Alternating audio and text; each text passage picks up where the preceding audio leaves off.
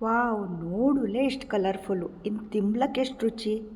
ಹೌದು, ಇದು ನುಗ್ಗೆ ಸೊಪ್ಪಿನ ಪತ್ರೊಡೆ ತುಂಬಾ ರುಚಿಯಾಗಿರ್ತು. ಒಂದು ಸ್ವಲ್ಪ ಕೂಡ ನುಗ್ಗೆ ಸೊಪ್ಪು ಹಾಕಿದ್ದಳೆ ಗೊತ್ತಾಗ್ತಿಲ್ಲ. ಕ್ರಿಸ್ಪಿಯಾಗಿ ತುಂಬಾ ರುಚಿಯಾಗ್ತು. ನಾನಿವತ್ತು ನುಗ್ಗೆ ಸೊಪ್ಪಿನ ಪತ್ರೊಡೆ ಮಾಡೋದನ್ನು ಹೇಳ್ಕೊಡ್ತೆ. Hello everyone, welcome to go green so green. ಮೊದಲಿಗೆ ಈ ನುಗ್ಗೆ ಸೊಪ್ಪನ್ನು ಕ್ಲೀನಾಗಿ ಬಿಡಿಸಿ ಅದನ್ನು ತೊಳ್ಕೊಳ್ಳೋ. ಈ ನುಗ್ಗೆ ಸೊಪ್ಪನ್ನು ಬಿಡಿಸೋದೇ ಒಂದು ದೊಡ್ಡ ಕೆಲಸ.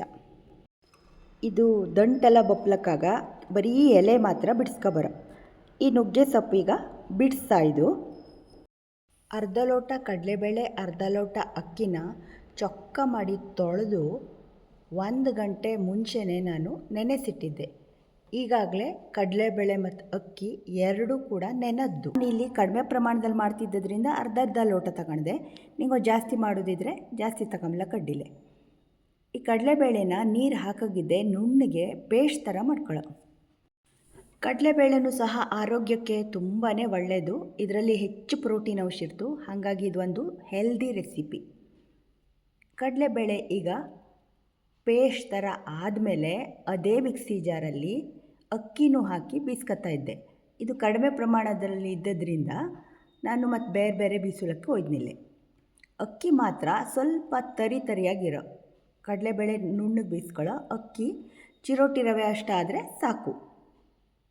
ನೋಡಿ, ಈಗ ಇದನ್ನು ಬೀಸಾಯ್ದು ಇಷ್ಟು ಒಂದು ಸ್ವಲ್ಪ ರವೆ ಇದ್ದು ಇಷ್ಟಾದರೆ ಸಾಕು. ಇದು ರವೆ ಇದ್ರೇ ಪತ್ರೊಡೆ ತುಂಬಾ ಚಲೋ ಬತ್ತು. ನೋಡಿ, ಇಷ್ಟಿದ್ರೆ ಸಾಕು.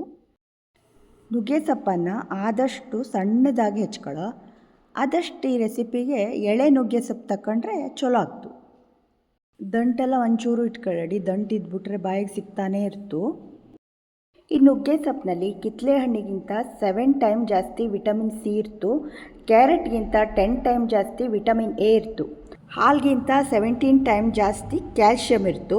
ಪಾಲಕ್ಗಿಂತಲೂ 25 ಟೈಮ್ ಜಾಸ್ತಿ ಕಬ್ಬಿಣದ ಅಂಶ ಇರ್ತು 100 ಗ್ರಾಮ್ ನುಗ್ಗೆ ಸೊಪ್ಪಿನಲ್ಲಿ. ಈಗ ಒಂದು ಮಿಕ್ಸಿ ಜಾರಲ್ಲಿ ಒಂದು 3ರಿಂದ 4 ಟೇಬಲ್ ಸ್ಪೂನ್ ಕಾಯಿ ತುರಿನ ಹಾಕೊಳ್ಳೋ. ನಾನಿಲ್ಲಿ ಚಿಕ್ಕ ಸ್ಪೂನಲ್ಲಿ ಎಲ್ಲ ಮಸಾಲೆ ಹಾಕತ್ತಿದ್ದೆ. 4 ಸ್ಪೂನ್ ಕೊತ್ತಂಬರಿ ಬೀಜ, 1 ಸ್ಪೂನ್ ಜೀರಿಗೆ ಹಾಕ್ತಾಯಿದ್ದೆ. ಟೀ ಸ್ಪೂನ್ ಅಲ್ಲ ಇದು, ಟೀ ಸ್ಪೂನ್ಗಿಂತನೂ ಚಿಕ್ಕ ಸ್ಪೂನು. 1 ಸ್ಪೂನ್ ಜೀರಿಗೆ, 1 ಸ್ಪೂನ್ ಸಾಸಿವೆ, 1/4 ಸ್ಪೂನ್ ಮೆಂತೆನ ಹಾಕೋ. ಬ್ಯಾಡಗಿ ಮೆಣಸಿನಕಾಯಿ ಖಾರಕ್ಕೆ ತಕ್ಕಂಗೆ, ಒಂದು ಚೂರು ಅರಿಶಿನ, 1 ನಿಂಬೆ ಗಾತ್ರದಷ್ಟು ಹುಣಸೆ ಹುಳಿ. ಈ ರೆಸಿಪಿಗೆ ಸ್ವಲ್ಪ ಹುಣಸೆ ಹಣ್ಣು ಜಾಸ್ತಿನೇ ಬೇಕಾಗ್ತು. ಈ ಹುಣಸೆ ಹಣ್ಣೆಲ್ಲ ಕ್ಲೀನ್ ಮಾಡೋದು. ಎಷ್ಟು ಬೇಕೋ ಅಷ್ಟು ನೀರು ಹಾಕಿ ತರಿಯಾಗಿ ಬೀಸೋ. ನುಗ್ಗೆ ಸೊಪ್ಪಿಗೆ ಈ ಬೀಸದ್ದನ್ನೆಲ್ಲ ಹಾಕಿ ಮಿಕ್ಸ್ ಮಾಡೋ. ಮೊದಲಿಗೆ ಕಡಲೆಬೇಳೆ ಮತ್ತು ಅಕ್ಕಿ ಮಿಶ್ರಣ, ಆಮೇಲೆ ಕಾಯಿ ಬೀಸದ್ದೆಲ್ಲ ಹಾಕಿ ಚೆನ್ನಾಗಿ ಮಿಕ್ಸ್ ಮಾಡೋ. ಇದನ್ನು ಕೈಯಲ್ಲೇ ಮಿಕ್ಸ್ ಮಾಡಿ, ಸ್ಪೂನಲ್ಲೆಲ್ಲ ಮಿಕ್ಸ್ ಮಾಡೋದು ಬೇಡ. ಸರಿಯಾಗಿ ಇದು ಮಿಕ್ಸ್ ಆಗೋಕ್ಕಾಗ್ತು. ಇನ್ನೂ ತನಕ ನನ್ನ ಚಾನಲನ್ನು ಸಬ್ಸ್ಕ್ರೈಬ್ ಮಾಡ್ಕೊಂಡಿರಲಿಲ್ಲ ಹೇಳಾದರೆ ಸಬ್ಸ್ಕ್ರೈಬ್ ಮಾಡ್ಕೊಂಡು. 1/4 ಸ್ಪೂನ್ ಅಂದರೆ ಚಿಕ್ಕ ಸ್ಪೂನಲ್ಲಿ 1/4 ಸ್ಪೂನ್ ಉಪ್ಪು, ರುಚಿಗೆ ತಕ್ಕಷ್ಟು ಬೆಲ್ಲ. ಇದಕ್ಕೆ ಉಪ್ಪು ಹುಳಿ ಖಾರ ಎಲ್ಲದು ಜಾಸ್ತಿ ಇದ್ರೇ ರುಚಿ ಹಪ್ಪದು. ಚೆನ್ನಾಗಿ ಇದನ್ನೆಲ್ಲ ಮಿಕ್ಸ್ ಮಾಡೋ. ಇದನ್ನು ಸ್ಟೀಮ್ ಮಾಡೋ.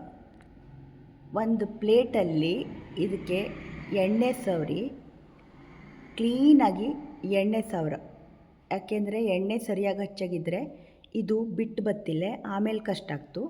ಹಾಗಾಗಿ ಎಡ್ಜಲ್ಲೆಲ್ಲ ನೀಟಾಗಿ ಎಣ್ಣೆ ಸವರಿ ಈ ಮಿಕ್ಸ್ಚರನ್ನು ಹಾಕಿ ತೆಳ್ಳಗಿದ್ರೆ ಒಳ್ಳೆಯದು. ಎಷ್ಟು ಬೇಕಾದರೂ ನಿಮಗೆ ಬೇಕಾದಂಗೆ ಮಾಡ್ಕೊಂಬ್ಲಡ್ಡಿಲೆ. ತೆಳ್ಳಗೆ ಬೇಕಾದರೆ ತೆಳ್ಳಗೆ, ದಪ್ಪಕ್ಕೆ ಬೇಕಾದರೆ ದಪ್ಪಕ್ಕೆ. ಆದರೆ ಇದನ್ನು ಬೇಯಿಸೋದೇ ತುಂಬ ಮುಖ್ಯ. ಈಗ ಒಂದು ಬಂಡಿಲಿ ಸ್ವಲ್ಪ ನೀರು ಜಾಸ್ತಿನೇ ಹಾಕ್ತೆ. ಅದರಲ್ಲಿ ಒಂದು ರಿಂಗ್ ಇಟ್ಟು, ಈ ಪ್ಲೇಟ್ ಇಟ್ಟು, ಇದಕ್ಕೆ ಸರಿಯಾಗಿ ಮುಚ್ಚಳನ ಹಾಕಿ ಒಂದು 15ರಿಂದ 20 ನಿಮಿಷ ಇದನ್ನು ಬೇಯಿಸೋ. ನೋಡಿ, ಈಗಾಗಲೇ ಬೆಂದು ಇದು ಚೆನ್ನಾಗಿ ಬೆಂದ ಇಲ್ಲ ನೋಡಲೆ. ಒಂದು ಚಾಕು ಹಾಕಿದ್ರೆ ಅದು ಎಲ್ಲಿಗೂ ಚಾಕುಗೆ ಅಂಟ್ಕತ್ತಿಲ್ಲ. ನಾನು ಈ ಟ್ರಯಾಂಗಲ್ ಶೇಪಲ್ಲಿ ಇದನ್ನು ಕಟ್ ಮಾಡ್ತಾಯಿದ್ದೆ. ನಿಂಗೆ ಬೇಕಾದ ಶೇಪಲ್ಲಿ ಇದನ್ನು ಕಟ್ ಮಾಡ್ಲಕ್ಕು. ಈಗ ಹೀಗೇನೂ ಇದನ್ನು ತಿನ್ಲಕ್ಕೂ ಇಲ್ಲ ಅಂದರೆ ಇದನ್ನು ಒಂದು ಬಂಡಿಲಿ ಎಣ್ಣೆ ಹಾಕಿ ದೋಸೆ ಸುಟ್ಟಂಗೆ ಸುಟ್ಕೊಂಡ್ರೆ ಸಿಕ್ಕಾಪಟ್ಟೆ ರುಚಿಯಾಗ್ತಿದ್ದು. ನಾನು ತೆಂಗಿನೆಣ್ಣೆ ಯೂಸ್ ಮಾಡಿದ್ದೆ. ನಿಂಗೋ ಯಾವ ಕುಕ್ಕಿಂಗ್ ಆಯಿಲ್ ಯೂಸ್ ಮಾಡ್ತಿದ್ರೋ ಅದನ್ನು ಉಪಯೋಗಿಸಲು ಅಡ್ಡಿಲ್ಲ. ಈ ರೀತಿ ರೋಸ್ಟ್ ಮಾಡಿದ್ರೇ ಇದು ತುಂಬ ಟೇಸ್ಟಿ ಆಗ್ತು. ಎರಡೂ ಕಡೆಗೆ ಇದನ್ನು ಫ್ಲಿಪ್ ಮಾಡೋ. ಇನ್ನೊಂದು ವಿಧಾನ ಅಂದರೆ ಈ ಪತ್ರೊಡೆನೆಲ್ಲ ಪುಡಿ ಮಾಡಿ ಸಾಸಿವೆ, ಉದ್ದಿನಬೇಳೆ, ಇಂಗು, ಕರ್ಬೇವಿನ ಸೊಪ್ಪು, ಈರುಳ್ಳಿ, ಬೆಳ್ಳುಳ್ಳಿ ಎಲ್ಲ ಒಗ್ಗರಣೆಗೆ ಹಾಕಿ ಪಲ್ಯದ ಥರನೂ ಮಾಡ್ತಾರೆ. ಆದರೆ ಈ ರೀತಿ ಮಾಡಿದ್ರೆ ತುಂಬಾ ರುಚಿಯಾಗ್ತು. ABC ವಿಟಮಿನ್ಸ್ ಜೊತೆಗೆ ಬೇರೆ ಬೇರೆ ಮಿನರಲ್ಸ್ ಸಹ ಇದರಲ್ಲಿರ್ತು. ಇದನ್ನು ನಾವು ಆಹಾರದಲ್ಲಿ ಹೆಚ್ಚೆಚ್ಚು ಬಳಸೋದ್ರಿಂದ ನಾವುಗಳ ಆರೋಗ್ಯನ ಹೆಚ್ಚು ಮಾಡ್ಕೊಳ್ಳೋಕ್ಕೂ. ರೆಸಿಪಿ ಇಷ್ಟ ಆಯ್ತಾ? ಇಷ್ಟ ಆದರೆ ನಿಗಳ ಫ್ಯಾಮಿಲಿ ಆ್ಯಂಡ್ ಫ್ರೆಂಡ್ಸಿಗೆಲ್ಲ ಶೇರ್ ಮಾಡಿ. ಇನ್ನೊಂದು ವಿಡಿಯೋದೊಂದಿಗೆ ಸಿಗ್ತೆ. ಬಾಯ್. Thank you.